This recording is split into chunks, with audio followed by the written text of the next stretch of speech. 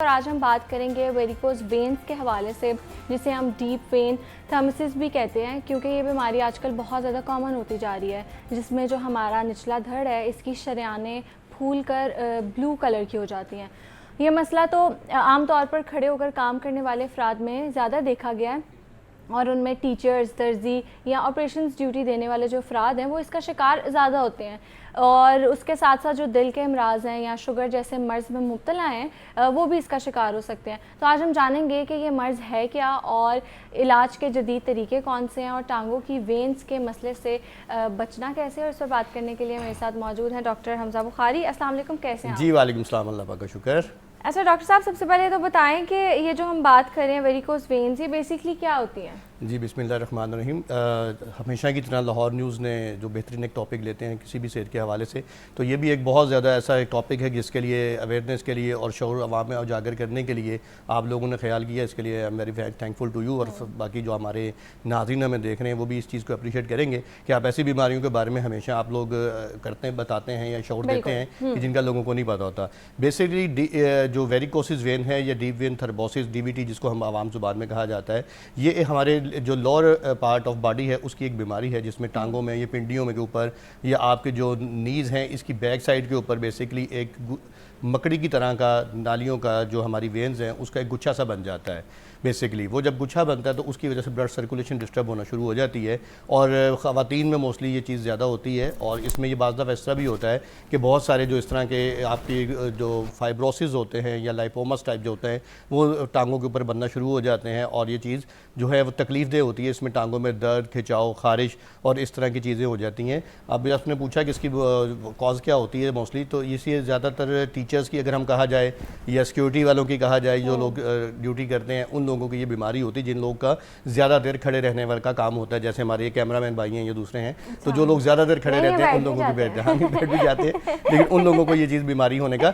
ज़्यादा खतरा होता है। ठीक है। अच्छा तो ये बताएं फिर इसके सिम्टम्स क्या होते हैं, अर्ली सिम्टम्स? जी अर्ली सिम्टम में बताया ना कि इसमें सबसे पहले जो है पेशेंट ये कहता है जी कि डॉक्टर साहब मैं चलता हूँ तो मुझसे चला नहीं जाता, मेरी टांगें मेरा साथ नहीं दे रही। सबसे पहली एक चीज़ इसमें सिम्टम ये आ जाते हैं।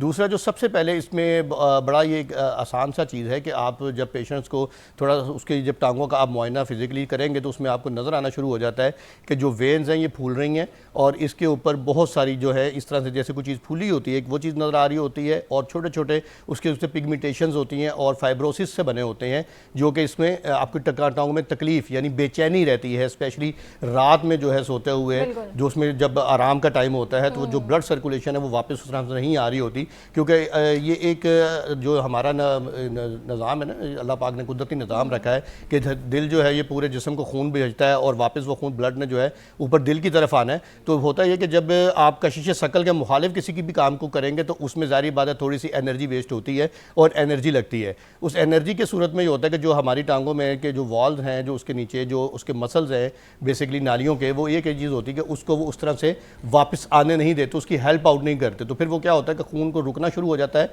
या जमना शुरू हो जाता है। तो जब ब्लड के वो क्लॉटेड बनना शुरू हो जाते हैं, ये इस तरह की चीज़ें होती हैं, तो फिर वो टांगों में बेचैनी, दर्द और खिंचाव का सबब बनती हैं। लेकिन बाज़ लोग ये समझते हैं कि ये हो सकता है हमारे लंबर स्पाइन की, हमारे मोरों की वजह से हो या किसी और की वजह से हो, तो लोग इस तरफ जो नहीं जाते।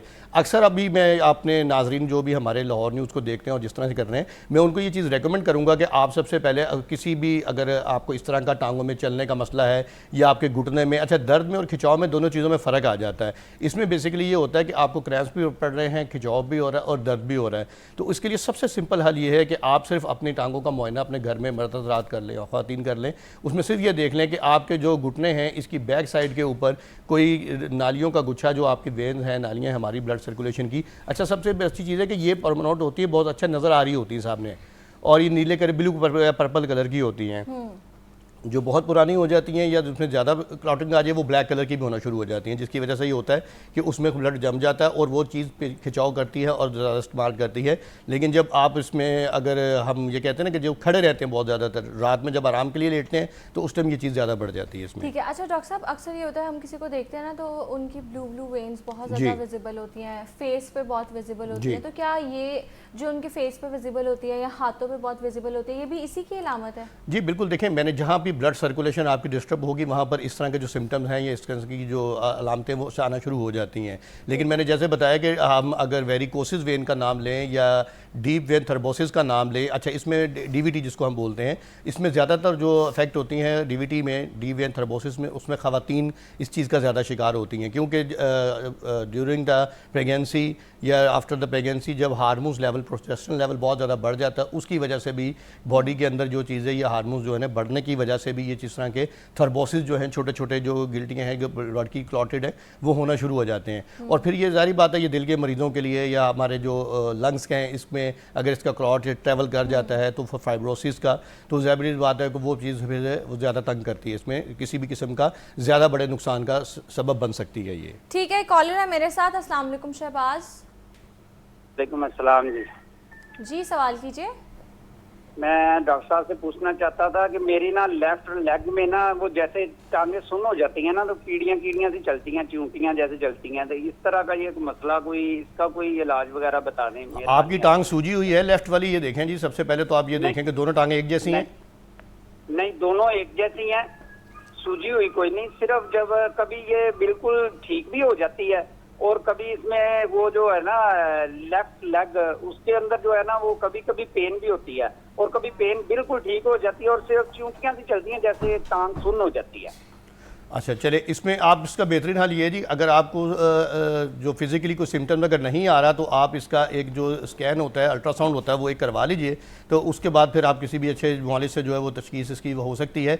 लेकिन इसके लिए सबसे अच्छी चीज़ ये है, या फिर आप अपना मैग्नीशियम और विटामिन डी जो है वो अपना बॉडी में एक तरह लाजमी चेक करवा लें। अगर उसकी चीज़ की कमी हो तो उसकी वजह से भी ये चीज़ मोस्टली आपको वो वजह हो सकती है। ये आपको डीवीटी या वेरिकोसिस वेन का मसला नहीं है इनको।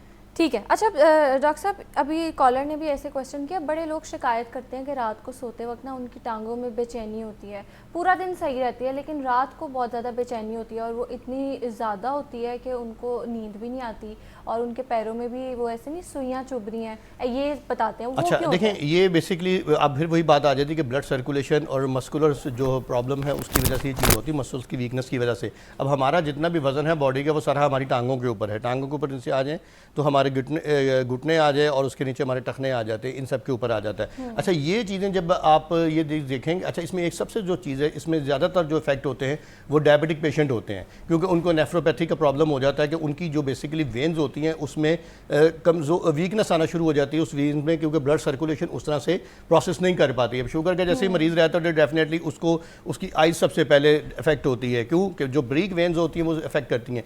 टांगों का भी ये मसला है कि जिन लोगों में विटामिन डी की कमी पाई जाती है या विटामिन B12 कम हो जाए या मैग्नीशियम कम हो जाता है या कैल्शियम कम हो जाता है, उन लोगों में भी टांगों की में जो है वो दर्द का शिकायत रहती है। और ये ज़्यादातर आप बड़ों कह रहे हैं, बच्चों में ये चीज़ ज़्यादा होती है बेसिकली, क्योंकि बच्चों में अगर आप देखें तो वो रात को सोए हुए टांगे मार रहे होते हैं बिस्तर के ऊपर ही। तो बेसिकली उसकी कॉज क्या होती है कि उस तरह से वो खुराक, वो चीज़, वो विटामिन उस तरह से बॉडी के अंदर वो बच्चा नहीं ले रहा या खुराक में वो चीज़ नहीं खा रहा, तो फिर वो टांगों में जो बेचैनी है या दर्द है उसका होता है। तो ऐसे लोगों को हम यही रिकमेंड करते हैं